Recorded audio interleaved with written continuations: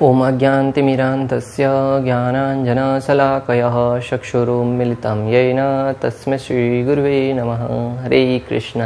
आज राम कथा के दूसरे सत्र में आप सभी भक्तों का हार्दिक स्वागत है। आज हम भगवान श्री रामचंद्र की जो कथा का प्रसंग हमने प्रारंभ किया है, जो धारा प्रवाह भगवान के नामों का यशोगान की जो गंगा है जो बहते आ रही है, उस गंगा में हम आज और अंदर डुबकी लगाने का प्रयास करेंगे। जो राम कथा रूपी गंगा है उसमें डुबकी लगाने से हम कभी डूबेंगे नहीं। अब हरिद्वार जाएंगे तो वहाँ पे गंगा नदी में जब स्नान करने के लिए व्यक्ति प्रवेश करता है तो वहाँ पे अनेक प्रकार की चेतावनियाँ लिखी होती हैं कि ज़्यादा गहराई में प्रवेश न करें वरना आप जल के साथ बह जाएंगे। और वहाँ पे अनेक प्रकार की चैन लगी होती है जिसे पकड़कर हमें स्नान करना होता है। और उस गंगा में गहराई में जाने से व्यक्ति को भय बना रहता है कि कहीं डूबकर बह न जाए। परंतु जो राम कथा रूपी गंगा है उसमें जितना अंदर गहराई में प्रवेश करेंगे उतने अधिक आनंद की अनुभूति होगी। जितना बाहर बाहर आप मात्र ऊपर आवरण में घूमते रहेंगे तब तक आपको वो आनंद प्राप्त नहीं होगा जो आनंद की स्तुति रामायण में की गई है। इसलिए राम कथा रूपी गंगा में गहराई में प्रवेश करने का प्रयास करेंगे। तो आइए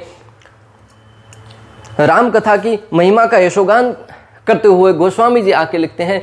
तो सर्वप्रथम हम जानते हैं कि गोस्वामी तुलसीदास जी कौन थे। गोस्वामी तुलसीदास जी ने जब पहले से एक राम कथा रामायण वाल्मीकि ऋषि द्वारा लिखी गई थी तो उसको वापस से अलग रामचरितमानस के रूप में लिखने की क्या आवश्यकता पड़ी और रामचरितमानस लिखने के पीछे उद्देश्य क्या था। और आज समाज का एक तख्ता रामचरितमानस को पूर्ण रूप से ऑथेंटिक नहीं मानता है, पूर्ण रूप से उसके जो प्रारूप है उसको स्वीकार नहीं करता है। उसमें बोलते हैं कि बहुत सारी त्रुटियां हैं। तो हम जानते हैं कि गोस्वामी तुलसीदास जी कौन थे, उनके जीवन के बारे में जानेंगे तो उनके लिखने के पीछे उनका उद्देश्य जानेंगे, तब हम ठीक ठीक उनके द्वारा बताए हुए जो रामचरितमानस है उसको अपने जीवन में उतार पाएंगे। तो रामचरितमानस के जो रचयिता हैं गोस्वामी तुलसीदास जी, वो कौन थे? आचार्यगण कहते हैं, महात्माओं के मुख से सुना है, भविष्य पुराण में भी वर्णन आता है कि जब भगवान श्री रामचंद्र की लीलाएं हो रही थी तब हनुमान जी ने एक रामायण लिखी अपने नाखून से। और उस रामायण में इतने सुंदर सुंदर प्रसंग दिए थे कि जब व्यक्ति उनको सुनता था तो आनंद में मग्न हो जाता था। और दूसरी रामायण लिखी वाल्मीकि ऋषि ने।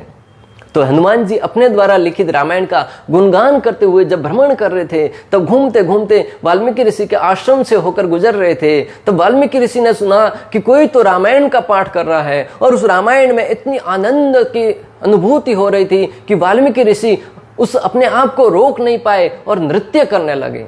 उस नृत्य के भाव में इतने बह गए कि आनंद विभोर होकर अपनी शुद्ध बुद्ध खोकर अनेक प्रकार के नृत्य करने लगे। हनुमान जी ने जब ये दृश्य देखा तब हनुमान जी परम प्रसन्न हो गए, आनंद में परम प्रसन्न हो गए कि धन्य है वाल्मीकि जो रामचंद्र की महिमाओं को सुनकर आनंदित हो गया। हनुमान जी परम प्रसन्न हो गए। हनुमान जी ने वाल्मीकि ऋषि को कहा कि मैं तुम्हारे इस भाव को सुनकर, इस भाव को देखकर मैं बड़ा प्रसन्न हुआ, मांगो तुम क्या मांगना चाहते हो।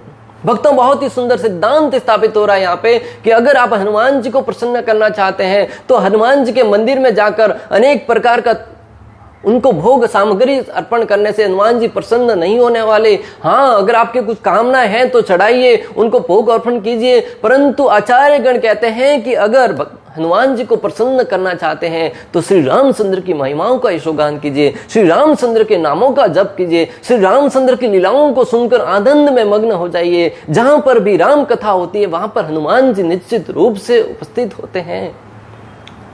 आज भी हम देखते हैं कि जहां पे ऑथेंटिक कथाएं होती हैं वहां पर जो वक्ता होता है उसके पास में एक व्यास आसन है वो खाली रखते हैं, एक आसन कुर्सी खाली रखते हैं ताकि हनुमान जी वहां पर आकर बैठकर उस राम कथा को सुनते हैं। एक समय की बात, एक जगह पे राम कथा चल रही थी, बहुत ही सुंदर कथा का वर्णन हो रहा था तब, और वहां पर भी एक आसन था वो हनुमान जी के लिए खाली रखा था। तो वहां पर एक वकील आया, उन्होंने और वो जाकर उस आसन पर बैठने का प्रयास करने लगा। इस भौतिक जगत के जीवों के बद्ध जीवों को क्या मालूम कि वो व्यास आसन किसके लिए रखा है, वो व्यास पीठ के बाजू में जो आसन रखा वो किसके लिए रखा है। वो अपने पद में, अपने नशे में, अपने धन के अहंकार में इतना मदमस्त था कि वो उस आसन की गरिमा को न जान पाया और वहां पर जाकर बैठने का प्रयास किया। तब तुरंत उस वक्ता ने वहां पर रोक दिया कि नहीं, ये आसन तो हनुमान जी के लिए है। उसने कहा कि हनुमान जी के लिए आसन है, हनुमान जी किधर है? तो बोले हनुमान जी जहां पर राम कथा होती है वहां पर निश्चित रूप से आते हैं। वो अपने अहंकार के ऊपर जब चोट पड़ी, सबके सामने जब ऐसा कहा गया कि नहीं वो आसन आपके लिए नहीं है, तुरंत उसके अहंकार के ऊपर जब किसी सर्प के पूंछ पर पांव रखते ना, वो फुफकार कर खड़ा हो जाता है। उसी प्रकार वो वकील है, वो फुफकार कर खड़ा हो गया, आग बबूला हो गया, बदला लेने की भावना उसके मन में प्रकट होने लगी। उसने कहा कि अगर उसमें हनुमान जी बैठे हैं तो मुझे साबित करके बताओ। तो बोले, उस वक्ता ने कहा कि आज कथा चल रही है, दूसरे लोगों को परेशान मत कीजिए, कल थोड़ा जल्दी आइएगा, तब हम साबित कर देंगे कि हनुमान जी यहाँ पर हैं। ठीक है, वो कैसे तो करके अपने अहंकार को थोड़ा बहुत दबाकर वहां पे बैठ गया। कथा संपन्न हुई, चारों दिशाओं में ये बात फैल गई कि कल जो वक्ता है वो ये बात सिद्ध करने वाले हैं कि हनुमान जी वहां पर है। हालांकि अनेक प्रकार के लोग कथा सुनने के लिए आते थे, परंतु उनको भी शंका थी, परंतु वो कभी उनके सामने बोल नहीं पाए। परंतु उस व्यक्ति ने जब बोला तब लोगों के अंदर जिज्ञासा हुई। रोज जो कथा सुनने के लिए आते थे उससे असंख्य संख्या बढ़ गई वहां पे कथा उस दिन देखने आने वालों की। प्रातः काल का समय हुआ, वक्ता आ गए और वो वकील भी आ गया। बोले कि बताओ यहाँ पे हनुमान जी है? बोले हाँ। वक्ता ने प्रार्थना करी हनुमान जी से कि अगर आप यहाँ पे विराजमान हैं तो उनको बताइएगा। उनको प्रेरणा मिली अंदर से हनुमान जी ने कि उससे कहो कि वो उस आसन को उठाकर दूसरी जगह लेके जाके बैठ जाए वहां पे। उस वकील ने जैसे ही उस आसन को वक्ता के कहने पर आसन को उठाने का प्रयास किया, अपनी शक्ति लगाई, सामर्थ्य लगाया, लेकिन उसको हिला भी नहीं पाया। जिस प्रकार एक पतिव्रता पत्नी के अस्तित्व को कोई कामी पुरुष अपने कामी वस्तुओं के द्वारा, अपनी दृष्टि के द्वारा उसके सतीत्व को हिला तक नहीं पाता, उसी प्रकार वो वकील है, वो उस कुर्सी को डिगा भी नहीं पाया। डिगाना तो दूर की बात है, उसको स्पर्श तक नहीं कर पाया। तब सारे लोगों ने देखा कि हाँ, हनुमान जी स्वयं विराजमान है। मैं आपको जो यहाँ पे बताना चाह रहा हूं भक्तों, कि जहां पर राम कथा होती है हनुमान जी उपस्थित होते हैं। अगर हनुमान जी को प्रसन्न करना चाहते हैं, राम कथा का पाठ कीजिए, श्री रामचंद्र के नामों का गुणगान कीजिए, रामचरितमानस का पाठ करते रहिए, भगवान श्री राम के नामों का यशोगान करते रहिए। हनुमान जी प्रसन्न हो जाएंगे, और हनुमान जी प्रसन्न हो गए तो जीवन में अनेक प्रकार के फल आपको मुंह मांगे वरदान प्रदान कर देंगे। हनुमान जी ने वाल्मीकि ऋषि से कहा कि मांगो, तुम क्या मांगना चाहते हो, मैं तुम्हारी भक्ति से प्रसन्न हुआ। हनुमान जी जैसे ही प्रसन्न हुए। भक्तों, जब भी कोई महान साधु या महान भक्त या भगवान के अवतार जब भी प्रकट होते हैं, कोई वरदान दिए बगैर नहीं जाते हैं। कोई व्यक्ति शिव जी की भक्ति करता है, शिव जी जैसे ही प्रकट होते हैं कोई न कोई वरदान देकर जाते हैं। रावण को वरदान दिया, बाणासुर को दिया, अनेक प्रकार के व्यक्तियों को अनेक वरदान देकर गए। जब ब्रह्मा जी की भक्ति करते हैं, ब्रह्मा जी प्रकट होते हैं, तब अनेक प्रकार के वरदान देके जाते हैं। हिरण्यकशिपु ने ब्रह्मा जी की भक्ति करी थी और उनसे वरदान मांगा कि मुझे ऐसा वरदान दो कि मैं अमर हो जाऊं। ब्रह्मा जी ने कहा कि मैं अमर तो मैं भी नहीं हूं, तुम्हें कैसे अमर बना दूं? तो बोला, हिरण्यकशिपु बड़ा बुद्धिमान था, उन्होंने कहा कि मुझे ऐसा वरदान दीजिए कि मैं न तो दिन में मरूं न रात में मरूं। ब्रह्मा जी ने कहा तथास्तु। बोले मुझे ऐसा वरदान दो मैं न घर के अंदर मरूं न घर के बाहर मरूं। ब्रह्मा जी ने कहा तथास्तु। बोले मुझे ऐसा वरदान दो कि न तो मैं शस्त्र से मरूं न अस्त्र से मरूं। ब्रह्मा जी ने तथास्तु बोलते गए। वो कहता गया न जल से, न अस्त्र से मरूं, न शस्त्र से मरूं, न मनुष्य से मरूं, न देवता से मरूं। इस प्रकार अनेक प्रकार के वरदान मांगे और ब्रह्मा जी तथास्तु कहते गए। हिरण्यकशिपु ने सोचा कि मैंने तो ऐसे ऐसे वरदान मांगे हैं जिससे मैं अमर ही हो गया, परंतु हरि की लीला है वो निराली है। भगवान श्री कृष्ण, भगवान श्री विष्णु है वो नरसिंह देव के रूप में प्रकट हुए, जो आधा नर शरीर नर का था, आधा नार शेर का था, पशु का था। और उन्होंने न अस्त्र से मारा न शस्त्र मारा, अपने नाखून से उसको फाड़ कर मारा। न सुबह में मारा न रात में मारा, संध्या काल में मारा, न घर के अंदर मारा न घर के बाहर मारा, उसके चौखट पर मारा। ऐसे अनेक प्रकार के वरदानों का मान रखते हुए भी भगवान ने उसका वध किया। मैं आपको जो बताना चाह रहा हूं कि जब भी भगवान या उनके भक्त हैं वो प्रकट होते हैं तो कोई वरदान भी बगैर नहीं जाते हैं, परंतु आप और हम जब प्रकट होते हैं तो कुछ प्राप्त किए बगैर नहीं जाते। जब भी भगवान के सामने जाएं, अनेक प्रकार की याचनाएं करने लगते हैं, अनेक प्रकार की मन्नत मांगने लगते हैं। मेरे जीवन में धन आ जाए, सुख संपत्ति घर आवे, कष्ट मिटाए तन का। अनेक प्रकार के वरदान मांगते ही रहते हैं, लोभ बढ़ता ही जाता है। करोड़ रुपए की इच्छा करी, करोड़ आया, 2 करोड़ की इच्छा हुई, 1 फ्लैट की इच्छा करी, 1 फ्लैट आया, 10 फ्लैट की इच्छा हुई। जो अंदर की भावना है वो बढ़ती ही जाती है, मांगने की भावना, और भगवान की भावना है वो देने की भावना है। हनुमान जी प्रसन्न हो गए, वाल्मीकि ऋषि से कहा कि क्या मांगना चाहते हो। वाल्मीकि ऋषि ने मन ही मन सोचा, पता नहीं उनके अंदर भावना कहां से आई। हो सकता है कि भगवान का ही प्लान हो, भगवान की कृपा हो, जिससे आगे चलकर हमें सरल भाषा में रामचरितमानस रूपी ग्रंथ प्राप्त हो सके। तो वाल्मीकि ऋषि ने सोचा कि हनुमान जी ने भी रामायण लिखी है, मैंने भी रामायण लिखी है, हनुमान जी की रामायण तो इतनी दिव्य है कि उसको सुनकर, उसके यशोगान को सुनकर मैं भी नृत्य करने लगा।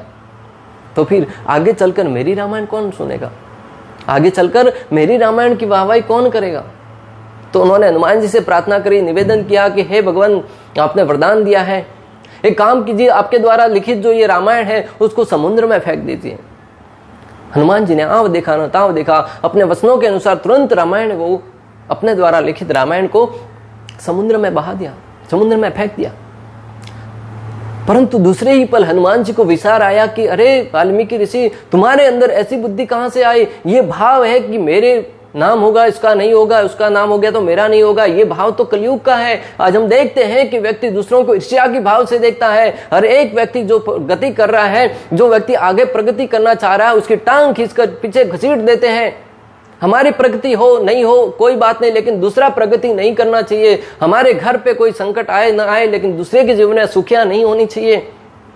सीधा साधा उदाहरण है, जब किसी के घर पे लाइट जाती है तो पहली फुर्सत में वो बाजू वाले के घर में देखता है कि बाजू वाले की गई कि नहीं गई। अगर बाजू वाले की गई है, हाँ, तो फिर कोई बात नहीं, परंतु अगर खाली हमारी गई है तो बड़ी चिंता की विषय हो जाती है, हमारी लाइट कैसे चली गई। परंतु अगर बाजू वाले की गई है, उसके बाजू वाले की गई है, तो फिर उसको 1 घंटा 2 घंटा नहीं भी आए, कोई परवाह नहीं है। मैं आपको जो बताना चाह रहा हूं कि आज भौतिक जगत में व्यक्ति है वो अपने दुखों से कम दुखी है, बल्कि दूसरों के सुखों को देखकर ज्यादा दुखी होता है, दूसरों की प्रगति को देखकर ज्यादा दुखी होता है। आपके विरोधी हैं वो आपको देखकर, आपसे ईर्ष्या के कारण इतना जलते हैं कि अंदर ही अंदर धुआं निकलता है। अनेक प्रकार के श्राप के रूप में अनेक प्रकार के अस्त्र छोड़ते हैं आपके ऊपर। और अगर आपका स्वास्थ्य बहुत ही सुदृढ़ नहीं बना हुआ है, भक्ति के द्वारा, साधना के द्वारा, भगवान के यशोगान के द्वारा जब तक अपने आप को आप सुदृढ़ नहीं बनाएंगे, तब तक दूसरे वाला जो बाण रूपी, ईर्ष्या रूपी बाण फेंकता है ना, वो आपके हृदय को घायल कर देता है। कहते हैं ना, हमें नजर लग गई, कहते हैं ना, हमें किसी की बुरी नजर हम पर पड़ गई। बुरी नजर पड़ने का कारण है कि आपका हृदय वो कोमल है, दुर्बल है। इसलिए अपने हृदय को, अपनी आत्मा को, अपनी चेतना को इतना शुद्ध बनाइए, भक्ति के द्वारा, साधना के द्वारा, तपस्या के द्वारा इतना सुदृढ़ बनाए कि कोई बुरी आत्मा भी आपके ऊपर कुदृष्टि नहीं डाल पाए। अगर कोई बुरी आत्मा भी आप पर कुदृष्टि डाले ना, वो जलकर भस्म हो जाएगी। भक्ति विनोद ठाकुर का ज्वलंत उदाहरण आता है भक्तों। एक काली का भक्त था जो अनेक प्रकार की सिद्धियां, तपस्या प्राप्त करके, अनेक प्रकार की सिद्धियों से अनेक प्रकार के लोगों को वरदान देता था, या कुछ ऐसे जादू करके फल बना देता था, जादू करके कुछ जड़ी बूटी बना देता था। लोग उसके चमत्कारों को देखकर उसे भगवान मानने लगे और वो भी अपने आप को भगवान कहलाने लगा। तो भक्ति विनोद ठाकुर, जो कि वैष्णव ठाकुर थे, वैष्णव आचार्य थे, उन्होंने देखा कि ये तो धर्म की गलत दिशा प्रकट कर रहा है, गलत सिद्धांत प्रस्तुत कर रहा है। उनके मन में लोगों के प्रति दया आए, करुणा आए कि जहां पर श्री कृष्ण को परम ईश्वर मानना चाहिए, वो एक साधारण जीव को जिसने कुछ सिद्धियां प्राप्त करी उसको भगवान मान रहे हैं। तब उन्होंने उससे संघर्ष करने के लिए उनको चुनौती देते हुए उसके पास चले गए और उससे कहा कि तुम अपनी कपटता को त्याग दो, नहीं तो मैं सबके सामने तुम्हारा जो भी सत्य है वो बता दूंगा। और वो इतना शक्तिशाली था कि अपनी शक्ति से किसी के ऊपर अगर माया फेंक देना, सामने वाले की मृत्यु हो जाती थी। परंतु उसने भक्ति विनोद ठाकुर पे भी ऐसी माया फेंकी। भक्ति विनोद ठाकुर एक आसन पर बैठकर श्रीमद् भागवतम का पाठ करने लगे। वो शक्ति का निर्माण करके, ऐसी शक्ति थी कि अगर वो किसी को फेंकी जाए और वो सामने वाला इतना प्रबल है कि उस शक्ति का सामना कर सके, वो शक्ति पुनः आकर जिसने प्रकट किया है उसको ही मार देती थी। भक्ति विनोद के ठाकुर के पास गई, वो शक्ति बहुत प्रभावशाली थी, परंतु वो उनका परिक्रमा करके पुनः लौट आई, पुनः आकर उस व्यक्ति को ही मृत्यु के घाट उतार दिया। मैं आपको जो यहाँ पे बताना चाह रहा हूं कि आप, अगर आपके अंदर ऐसी साधना है, ऐसी भक्ति है, तो वो भक्ति के द्वारा आपके चारों ओर एक ऐसा आवरण बन जाता है जो भगवान के सुदर्शन चक्र के भांति आपकी सुरक्षा करता है, और कोई बुरी आत्मा, कोई बुरी कुदृष्टि आपके ऊपर नहीं पड़ पाएगी। लेकिन उसके लिए करना क्या होगा? हरि नाम का जप, हरे कृष्णा कृष्ण कृष्ण हरे हरे, हरे राम राम राम हरे हरे। हाँ, जहां पर हम थे कि भगवान हनुमान जी ने वाल्मीकि ऋषि को कहा कि तुम्हारी तो बुद्धि है वो कलयुग की है, तुम्हें कलयुग में जन्म लेना होगा। भगवान की लीला अपरंपार है। वही वाल्मीकि ऋषि जिन्होंने रामायण की संरचना करी थी, लेकिन कलयुग के अंदर वो गोस्वामी तुलसीदास जी के रूप में प्रकट हुए। गोस्वामी तुलसीदास जी के पिता ने, माता ने, उन्होंने भक्ति करी थी, प्रार्थना करी थी भगवान से कि हमें एक ऐसा पुत्र प्रदान कीजिए जो राम की जो भक्ति है उसको पुनः स्थापित कर सके। हर एक पिता की ऐसी कामना होनी चाहिए कि वो उनकी ऐसी संतान प्राप्त हो जो संपूर्ण विश्व में भक्ति की स्थापना कर सके। आज व्यक्तियों की अनेक प्रकार की इच्छा होती है, मुझे ऐसा पुत्र चाहिए जो अनेक प्रकार का धन कमाए, मुझे ऐसा पुत्र चाहिए जो समाज में ख्याति प्राप्त करे, मुझे ऐसा पुत्र चाहिए जो समाज में अनेक प्रकार की कीर्तियों को स्थापित करे, और वो भी अपने बल के, अपने धन के आधार पर। और वो पुत्र जब धन प्राप्त करता है, बड़ा बनकर उन्हीं माता पिता को जिन्होंने ये आशा रखी थी, कामना रखी थी कि मेरा पुत्र धनवान बने, वो अपने माता पिता को, उसके पास आदर्श नहीं होने के कारण, ज्ञान नहीं होने के कारण, आध्यात्मिक ज्ञान नहीं होने के कारण, वो अपने माता पिता को अनाथ आश्रम में भेज देता है। अनाथ आश्रम में भेजे गए माता पिता का भी कुछ न कुछ तो उसमें हाथ होता है, क्योंकि माता पिता को चाहिए कि बचपन से ही अपने बच्चों को ऐसे संस्कार दे, श्री रामचंद्र की महिमाओं का ऐसोगान करे, भगवान श्री कृष्ण की, महात्माओं की, अनेक संतों की ऐसी लीलाओं को बताए जिससे उसके अंदर भौतिक ज्ञान प्राप्त कर रहा है, साथ ही साथ उसके अंदर आध्यात्मिक चेतना भी विकसित होनी चाहिए। ये मारवाड़ी में कहते हैं भणिया पर गणिया नहीं। आज भौतिक जगत में ऐसा ज्ञान दिया जाता है जिससे वो भौतिक प्रगति तो कर लेता है, आर्थिक धन तो प्राप्त कर लेता है उसके बल पर, परंतु मानव मूल्यों को नहीं समझ पाता, जीवन के मूल्यों को नहीं समझ पाता कि मेरे जीवन के दूसरों के प्रति संवेदना है, वो पूर्ण रूप से भूल गया है। और आज का मानव देखो तो दूसरों के साथ हमेशा अपने स्वार्थ की ही बात करता है, जहां से अपना स्वार्थ सिद्ध होता है वहां से खींच कर लेने का प्रयास करता है। माता हुलसी देवी ने और उनके पिता आत्माराम दुबे, उन्होंने दोनों ने भगवान से प्रार्थना करी कि हमारा ऐसा पुत्र हो जो भगवान की भक्ति का प्रचार प्रसार करे। हुआ ही अच्छा।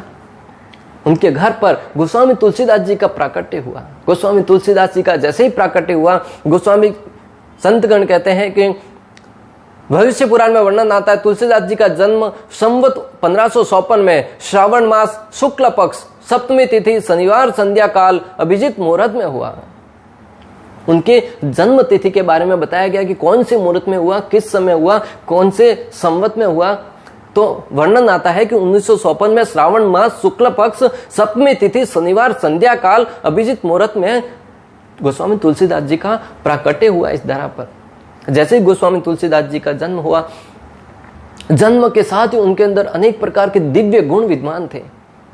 वर्णन आता है कि जैसे ही उनका जन्म हुआ, अक्सर जैसे व्यक्ति का बच्चे का जन्म होता है तो वो जन्म के साथ ही रोने लगता है, बिलखने लगता है, अनेक प्रकार का क्रंदन करता है, परंतु धन्य है गोस्वामी जी जिन जन्म के साथ ही राम नाम की धुन का उच्चारण करने लगे, भगवान श्री रामचंद्र के नामों का यशोगान करने लगे। और जैसे ही उनका जन्म हुआ, व्यक्ति का अक्सर बच्चे का जन्म होता है 7, 8 महीना 12 महीने के बाद उसके मुख में दांत आते हैं, परंतु गोस्वामी जी के जन्म के साथ ही उनके मुखमंडल में 32 दांत विद्यमान थे। ऐसे अनेक, और जैसे ही उनके नाल सेदन संस्कार होने लगा, दिव्य शंख की ध्वनि का उच्चारण होने लगा, ऐसे अनेक ऐसे दृश्य प्रकट हो रहे थे, शुभ लक्षण प्रकट हो रहे थे, जिससे लग रहा था कि वो एक सामान्य व्यक्ति नहीं है, दिव्य बालक है, कुछ अवतारी पुरुष है। परंतु इस जगत की रीत है भक्तों कि वो आपके अच्छाइयों को छोड़कर बुराइयों की तरफ ही इंगित करेंगे। आपके अंदर हजार अच्छाई है, परंतु वो बुराई ही ढूंढने का प्रयास करेगा। उन्होंने देखा कि गोस्वामी जी के जन्म के साथ ही 32 दांत विद्यमान थे। अनेक लोग आकर कहने लगे, अरे ये तो राक्षस प्रवृत्ति का है, जन्म के साथ ही उनके अंदर 32 मुख में 32 से 32 दांत विद्यमान है। उन्होंने वो नहीं देखा कि जन्म के साथ ही वो राम नाम का जप करने रहा था, उनके नाल सेदन संस्कार के समय दिव्य शंख की ध्वनि का उच्चारण हो रहा था, अनेक प्रकार के लग्न है, मुहूर्त है, वो सब उनके दिव्यता को प्रमाण दे रहे थे, परंतु इस जगत की रीत है भक्तों कि वो आप 1000 अच्छाई करो, एक बुराई में ही आपको ढूंढने का प्रयास करेगा, आपके अंदर एक एक बुराई को ढूंढने का प्रयास करेगा। एक आधे घंटे का लेक्चर दे रहे हैं, परंतु उसमें से लोग एक ना एक गलती को ढूंढ कर निकालेंगे। एक बार हुआ भी ऐसा ही, हम राम कथा कर रहे थे, राम कथा में हमने कहा कि प्रभु श्री रामचंद्र, आधे घंटे की कथा थी, श्री रामचंद्र के नाम का यशोगान किया गया था। एक व्यक्ति का यूट्यूब के नीचे कमेंट आया कि रामचंद्र नहीं, रामचंद्र जी बोलिए। लो, भैंस बैठ गई पानी में। आधे घंटे की कथा में उसको एक रामचंद्र की अच्छाई नहीं लगी, और जो रामचंद्र बोला, श्यावर रामचंद्र बोला, उसकी जगह पे बोलता है रामचंद्र जी बोलिए। भगवान श्री रामचंद्र के नाम है वो बहुत ही दिव्य है। हम नाम का नाम जप करते तो राम राम कहते हैं कि राम जी कहते हैं। राम नाम जपते जपते भगवान है वो भाव के भूखे हैं। वाल्मीकि ऋषि ने तो मरा जपा, फिर भी उनको दिव्यता प्राप्त हुई। आज हम भारत देश में रह रहे हैं, सौभाग्य से भारत भूमि में जन्म हुआ है, तो हम भगवान के नाम का ठीक से उच्चारण कर पा रहे हैं। वरना कोई चाइना में जन्म लेता, वो राम नाम उच्चारण नहीं कर पाता, लाम लाम बोलता है, क्या उनको फल प्राप्त नहीं होगा? और अच्छे से होगा, क्योंकि वो तो निष्कपट भाव से करते हैं। जब हम तो धन प्राप्त करने के लिए भी करते होंगे, हमारे अंदर ऐसी भावना होगी कि हम तो सब कुछ जानते हैं, परंतु वो व्यक्ति तो दिव्यता के साथ, बहुत ही निष्कपटता के साथ जप करते हैं। मैं आपको जो यहाँ पे बताना चाह रहा हूँ, इस जगत की रीत है, आप कितना ही अच्छा करने जाओ, परंतु लोग उसमें कुछ न कुछ बुराई ही ढूंढेंगे। यहाँ पर गोस्वामी जी के साथ भी ऐसा ही हुआ। उनके साथ दुर्व्यवहार किया जाने लगा, उनको प्रताड़ित किया जाने लगा। धीरे धीरे उस बालक की ऐसी दशा को देखकर उनकी माता हुलसी देवी की शारीरिक अवस्था है वो बिगड़ती गई, बीमार पड़ती गई, और एक दिन उनकी मृत्यु हो गई। नन्हे से बालक की बचपन में ही उनकी माता का उनके सर से साया हट गया। वो बालक, वो वही व्यक्ति जान सकता है जिसकी माता का साया बचपन में ही हट गया है, उसके साथ क्या घटना घटी होगी, कितना दुखता को प्राप्त किया होगा। लेकिन मृत्यु को प्राप्त होने से पूर्व तुलसी देवी को पता था इस बालक को यहाँ पर ठीक से रहने नहीं देंगे। वो बालक को उन्होंने अपने मायके में किसी स्त्री के पास, जो उनकी पहचान वाली थी, उनके पास भेज दिया और उनसे कहा कि इसकी परवरिश कीजिएगा। वहां पर वो माता उनकी परवरिश करती गई, परंतु लोग वहां पर भी ताने मारते गए। और दुर्भाग्य के साथ हुआ ऐसा, दुर्भाग्य कहिए या भगवान की कृपा कहिए, भगवान की लीला निराली है, आगे कुछ अच्छा ही करने वाले होते हैं। उस माता की भी धीरे धीरे मृत्यु हो गई। गोस्वामी तुलसीदास एक बार पुनः अनाथ हो गए। भक्तों, अगर कोई व्यक्ति सोचता है कि मेरे जीवन में दुख है, कष्ट है, संकट है, तो उसे सोचना चाहिए कि गोस्वामी तुलसीदास जी के जीवन में कितने दुख थे। जो गोस्वामी तुलसीदास जिनके द्वारा लिखित रामचरितमानस का हम पाठ करते हैं, अध्ययन करते हैं, वो कोई बचपन से ही बड़े ऐश्वर्य में नहीं पले बड़े थे। उनके जीवन में अनेक प्रकार के संकट आए, कष्ट आए, और वो भी बचपन से। गोस्वामी तुलसीदास एक बार पुनः अनाथ हो गए। जब जगत का सहारा नहीं मिला तो जगदीश ने कृपा करी। भगवान भोलेनाथ ने देखा कि मेरा भक्त है, भगवान श्री रामचंद्र का भक्त है, वो अनाथ बैठा हुआ है। माता पार्वती स्वयं आई और उस बालक का पालन पोषण करने लगी। प्रतिदिन आती, उसको भोजन खिलाती, उसका अच्छे से लालन पालन करती। धन्य है गोस्वामी जी जिनकी पालन पोषण करने के लिए स्वयं माता पार्वती जी आती थी। जिस गोस्वामी जी के द्वारा रचित ग्रंथ के ऊपर हम उंगली उठाते हैं, सोचना चाहिए कि उनकी परवरिश करने अगर माता पार्वती आ रही है तो उनकी महानता क्या होगी। धीरे धीरे लोगों ने देखा कि इस बालक का पालन पोषण करने वाला कोई नहीं है, फिर भी इसका विकास हो रहा है, ये अभी तक मरा क्यों नहीं। उसकी सहायता करना तो दूर की बात है, उसके परवरिश होने में भी शंका पड़ा रहे हैं कि वो अभी तक जिंदा क्यों है। ये जगत की रीत है भक्तों। लोगों ने उसके ऊपर नजर रखने का प्रयास किया कि आखिर उनके जिंदा रहने का राज क्या है। तब देखा कि कोई तो दिव्य स्त्री आती है जो उनकी पालन पोषण कर रही है। धीरे धीरे लोगों का जमावड़ा बढ़ता गया। माता पार्वती ने यह सोचकर आना बंद कर दिया कि अगर उनको भनक पड़ गई, मालूम पड़ गया, तो वो मुझे पहचान लेंगे। गोस्वामी तुलसीदास तीसरी बार अनाथ बने। तब भगवान भोलेनाथ ने देखा कि अभी उनके ऊपर कुछ न कुछ तो कृपा करनी पड़ेगी। उन्होंने, भगवान भोलेनाथ स्वयं इस धरती पर प्रकट हुए और उन्होंने नरहरि को, जो उनके गुरु थे, एक बहुत ही बड़े साधु थे नरहरि, उनको संत नरहरि उनको प्रेरणा दी, उनको मार्गदर्शन दिया कि आप गोस्वामी तुलसीदास जी को अपना शिष्य स्वीकार कीजिए और उनको शिष्य स्वीकार करके उसके यज्ञोपवीत प्रदान कीजिए और उसे रामायण का ज्ञान प्रदान कीजिए। उन्होंने भगवान भोलेनाथ के आदेशानुसार अपना शिष्य बना लिया और उसे आगे की दिव्य ज्ञान प्रदान किया। और उस ज्ञान को पढ़कर समझकर उन्होंने इस स्थिति तक पहुंचे कि उन्होंने रामचरितमानस की स्थापना करी। भक्तों, रामचरितमानस की स्थापना करने से पूर्व गोस्वामी तुलसीदास ने अनेक बार संस्कृत में उसी रामायण को लिखने का प्रयास किया। प्रतिदिन 22 घंटा बैठ कर राम कथा लिखते थे, परंतु दूसरे ही दिन वही राम कथा वहां से विलुप्त हो जाती थी। कुछ बार ऐसा घटित हुआ। अंत में भगवान भोलेनाथ प्रकट हुए और गोस्वामी जी को डांटते हुए कहने लगे कि अरे, जिस राम कथा को तुम लिख रहे हो वो राम कथा तो तुम पहले त्रेता युग में जब आए थे तब ऑलरेडी लिखा हुआ है, परंतु अभी इस राम कथा को संस्कृत में लोग नहीं समझ पाएंगे, इसलिए तुम इसे अवध भाषा में लिखिए, सरल भाषा में, जिससे हर एक व्यक्ति समझ पाए। क्योंकि संस्कृत है वो पेड़ का मूल है, जड़ है, इस सारी भाषाओं का मूल है संस्कृत भाषा। और जो अवध भाषा है, बाकी सब भाषाएं हैं वो उनके शाखाएं हैं और शाखाओं पर लगने वाला फल है। शाखाएं हैं तो फल है वो शाखा पर ही लगता है, जड़ पर नहीं। हालांकि संस्कृत है वो जड़ है, वहां से सारी भाषाएं प्रकट हो रही है, परंतु वो जड़ को खा नहीं पाते। तो तना है जो उसकी शाखाएं हैं, वो शाखाएं हैं अवध भाषा। बोला कि तुम अवध भाषा में इसका निर्माण करो। और जब गोस्वामी तुलसीदास जी ने अवध भाषा में इसका निर्माण किया तो आगे चलकर किस प्रकार ब्राह्मणों ने उसका बहिष्कार करने का प्रयास किया और गोस्वामी जी ने किस प्रकार उसको प्रमाणित करने के लिए भगवान भोलेनाथ के मंदिर में काशी विश्वनाथ में जाकर उसको रखा गया। और वहां पर भगवान भोलेनाथ ने किस प्रकार उस पर हस्ताक्षर करके अपना प्रमाण दिया, आगे चलकर अगले सत्र में हम पढ़ेंगे। आज के सत्र को हम यही विराम देते हैं। अगर रामकथा के आनंद की अनुभूति करना चाहते हैं तो आप सबका निवेदन है कि अगले सत्र में भी हमारे साथ बने रहेगा। अंत तक हमारे साथ बने रहने के लिए आप सभी का बहुत बहुत धन्यवाद। श्रील प्रभुपाद की जय। श्री श्री राधा गोपीनाथ भगवान की जय। श्यावर रामचंद्र भगवान की जय। हरे कृष्णा कृष्ण कृष्ण हरे हरे, हरे राम राम